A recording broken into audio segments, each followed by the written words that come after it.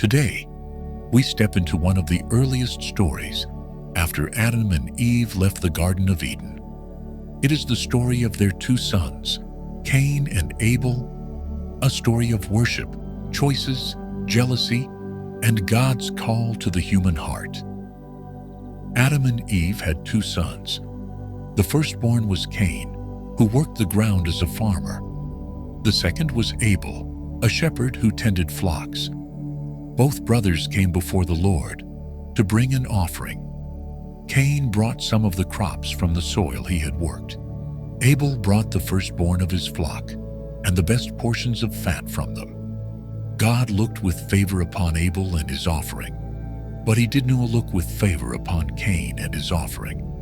Cain's heart grew heavy with anger. His face fell. He burned with jealousy toward his brother. But the Lord spoke to Cain, gently warning him, "Why are you angry? Why is your face downcast? If you do what is right, you will be accepted. But if you do not, sin is crouching at your door. It desires to have you, but you must rule over it." Instead of heeding God's warning, Cain gave in to his anger. One day, he invited his brother Abel into the field, and there, driven by jealousy and rage, Cain attacked his own brother and killed him. Then the Lord came to Cain and asked, "Where is your brother Abel?" Cain replied, "I don't know. Am I my brother's keeper?" But God said, "What have you done? Your brother's blood cries out to me from the ground." God pronounced a judgment on Cain.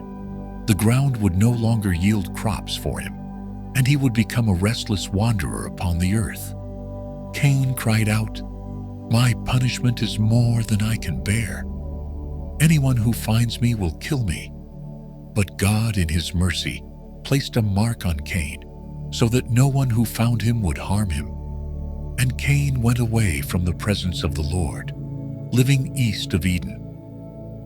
The story of Cain and Abel is more than just about two brothers. It is a mirror for our hearts. Abel offered his best to God with a pure heart, and God was pleased. Cain gave out of duty, not devotion, and when his heart was exposed, jealousy consumed him. This story reminds us that God does not just look at what we give, but at why we give. He searches the motives of our hearts. It also teaches us about sin. It crouches at the door, waiting for a chance to rule over us. But God calls us to master it, not to let anger, envy, or bitterness lead us into destruction. Cain's question echoes through time. Am I my brother's keeper? And God's word answers, yes. We are called to love, protect, and care for one another, not tear each other down. So, let us give God our best, not just in offerings, but in our hearts. Let us watch over the seeds of jealousy and anger before they grow. And let us live as keepers of our brothers and sisters, walking in love and obedience before the Lord.